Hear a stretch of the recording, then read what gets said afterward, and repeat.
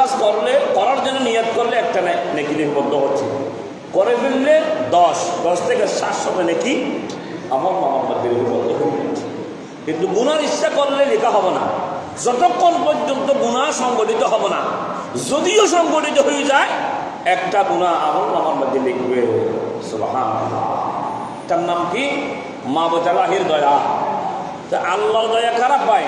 আল্লাহর দয়া মুসলমানরা পায়, আল্লাহর দয়া মুত্তাকিনরা পায়, আল্লাহর দয়া পরহেজগাররা পায়।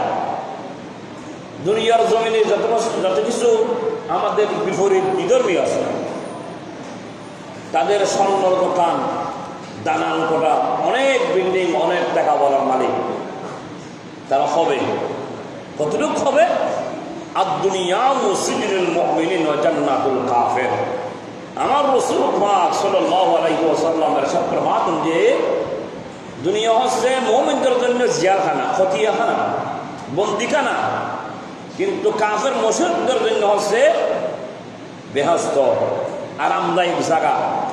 তারা এই দুনিয়ার আরামদায়ক জায়গা ছাড়া আর কোনো জায়গা পাবো না। কিন্তু আমাদের তো দুনিয়ার মধ্যে তো আছে, আমরা পাচ্ছি নিয়ামত আল্লাহর দয়া। দুনিয়ার পরে কবরে পাবো, হাসরে পাবো, ফুলসিরাতে পাবো, মিজানে, হাউজে কৌজরে। আমরা দয়া থেকে হালি হব না। এমনকি যখন সারা পৃথিবীর জমিন যখন একদিন কিয়ামত কায়েম হবে, মানুষ থেকে যখন প্রশ্ন করবে তুমি কি করেছো, সমস্ত কিছু যখন আলাপ আলোচনার মাধ্যমে কিয়ামতের ময়দানে ভালো কাজ করলে তাকে কোথায় দেবে? জান্নাতে দিয়ে ফেলবে। মানে খারাপ কাজ করলে শাস্তি দিয়ে।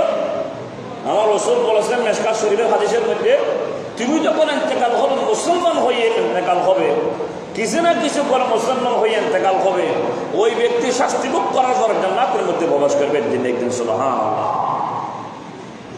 কেন? যদি মুসলমান হয়ে যায়। যদি মুসলমান যদি না হয় তাহলে ওই দলে চলা যাবে।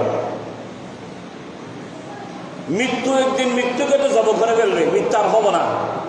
যারা জাহান্নামে তারা জাহান্নামে চলে যাবে, যারা জান্নাতি যারা জান্নাতের মধ্যে চলে যাবে। একটি ছাগল আকারে হাদিসের মধ্যে এভাবে এসেছে, ছাগল আকারে জান্নাত জাহান্নামের মাঝখানে ওই মৃত্যুকে কি করবে? জব করবে, যেন মৃত্যু না হয়। ওরা যারা জান্নাতে চলে যাবে, জাহান্নামের মধ্যে শাস্তি ভোগ করতে থাকবে। এখন আসি প্যারা হাজরিন,